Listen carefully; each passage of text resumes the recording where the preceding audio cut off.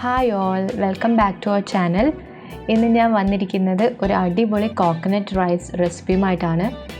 ഇത് ഞാൻ തയ്യാറാക്കിയിരിക്കുന്നത് ചോറ് ഉപയോഗിച്ചിട്ടല്ല, അതിന് പകരം കോളിഫ്ലവറാണ് ഞാൻ ഈ കോക്കനട്ട് റൈസ് തയ്യാറാക്കാനായി ഉപയോഗിച്ചിരിക്കുന്നത്. ഡയറ്റ് ചെയ്യുന്നവർക്ക് മാത്രമല്ല കേട്ടോ, എല്ലാവർക്കും ഈ റെസിപ്പി ഒന്ന് ട്രൈ ചെയ്ത് നോക്കാവുന്നതാണ്.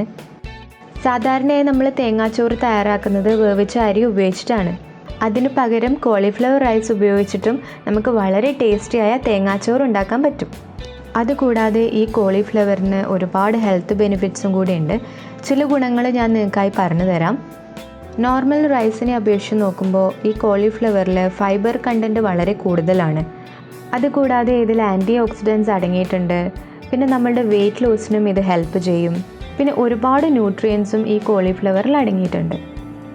അതുകൊണ്ട് തന്നെ ഈ കോളിഫ്ലവർ നമ്മളുടെ ഭക്ഷണത്തിൽ ഉൾപ്പെടുത്തുന്നത് വളരെ നല്ലതാണ്.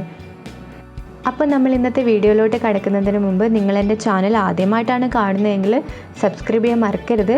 സബ്സ്ക്രൈബ് ചെയ്ത് കഴിഞ്ഞാൽ തൊട്ടടുത്തൊരു ബെല്ലൈക്കൺ കൂടി വരും, അതും കൂടി ക്ലിക്ക് ചെയ്യണം.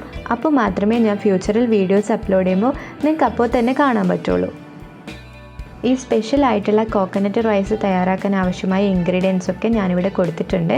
അതൊക്കെ ഒന്ന് ജസ്റ്റ് നോക്കിക്കോളൂ. അപ്പോൾ നമ്മൾ ഇൻഗ്രീഡിയൻസ് ഒക്കെ റെഡിയായി കഴിഞ്ഞു. ഇനി നമുക്ക് കുക്കിങ്ങിലോട്ട് പോകാം. അതിനായി നമുക്കൊരു പാൻ ചൂടാക്കി അതിലേക്ക് 2 ടേബിൾ സ്പൂൺ വെളിച്ചെണ്ണ ചേർത്ത് കൊടുക്കാം. ഈ വെളിച്ചെണ്ണ ഒന്ന് ചൂടായതിനു ശേഷം നമുക്ക് അതിലോട്ടേക്ക് 1/2 ടീസ്പൂൺ കടുകും 1/2 ടീസ്പൂൺ ജീരകവും ചേർത്ത് കൊടുക്കാം. കടുക് പൊട്ടിയതിന് ശേഷം തീ കുറച്ച് വെച്ചിട്ട് നമുക്ക് അതിലോട്ടേക്ക് 1 ടേബിൾ സ്പൂൺ വെളുത്തുള്ളി അരിഞ്ഞത് ചേർത്ത് കൊടുത്ത് ചെറുതായി ഒന്ന് വഴറ്റിയെടുക്കാം. അതിനുശേഷം നമുക്കിതിലോട്ടേക്ക് 2 വറ്റൽമുളകും പിന്നെ 1 തണ്ട് കറിവേപ്പിലയും ചേർത്ത് കൊടുത്ത് ചെറുതായിട്ടൊന്ന് വഴറ്റിയെടുക്കാം. അതിനുശേഷം നമുക്കിതിലോട്ടേക്ക് ചെറുതായി അരിഞ്ഞ ചെറിയുള്ളി ചേർത്ത് കൊടുക്കാം.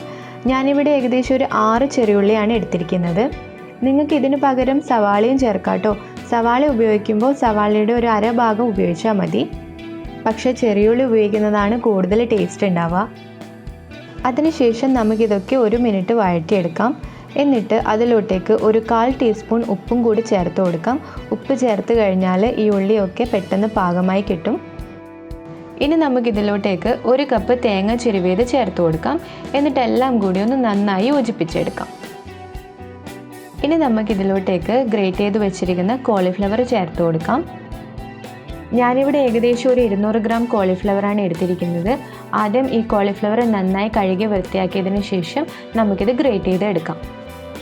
ഈ കോളിഫ്ലവർ റൈസ് ഉണ്ടാക്കുന്ന വീഡിയോ ഞാൻ ഓൾറെഡി എൻ്റെ ചാനലിൽ ഇട്ടിട്ടുണ്ട്.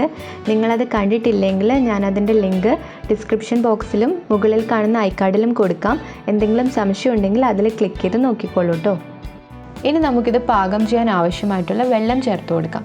ഞാനിവിടെ ഒരു 1/4 കപ്പ് വെള്ളമാണ് ചേർത്തിരിക്കുന്നത്.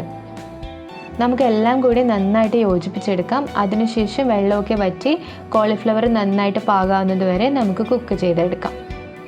നിങ്ങൾക്ക് വേണമെങ്കിൽ ഒരു മൂടി ഉപയോഗിച്ചിട്ട് കവർ ചെയ്തിട്ടും ഇത് കുക്ക് ചെയ്തെടുക്കാവുന്നതാണ്. ഇപ്പോൾ ഏകദേശം ഒരു 10 മിനിറ്റ് കഴിഞ്ഞു.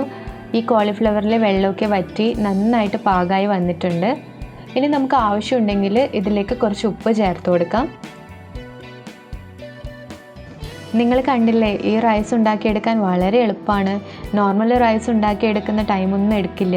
അപ്പോൾ എല്ലാവരും ഈ റെസിപ്പി ഒന്ന് ട്രൈ ചെയ്ത് നോക്കണം കേട്ടോ. അപ്പോൾ നിങ്ങൾക്ക് ഇന്നത്തെ വീഡിയോ ഇഷ്ടമായിട്ടുണ്ടെങ്കിൽ ഈ റെസിപ്പി ഷെയർ ചെയ്യാനും എൻ്റെ ചാനൽ സബ്സ്ക്രൈബ് ചെയ്യാനും മറക്കരുത്. അപ്പോൾ അടുത്തൊരു വീഡിയോ ആയിട്ട് കാണുന്നത് വരെ എല്ലാവർക്കും ബൈ. Thanks for watching.